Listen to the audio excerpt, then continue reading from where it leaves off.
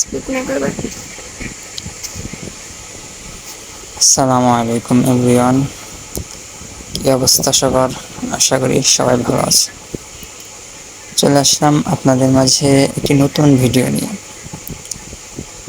জীবনে বেঁচে থাকতে হলে কোনো না কোনো কাজের সাথে সম্পর্কিত থাকতে হবে।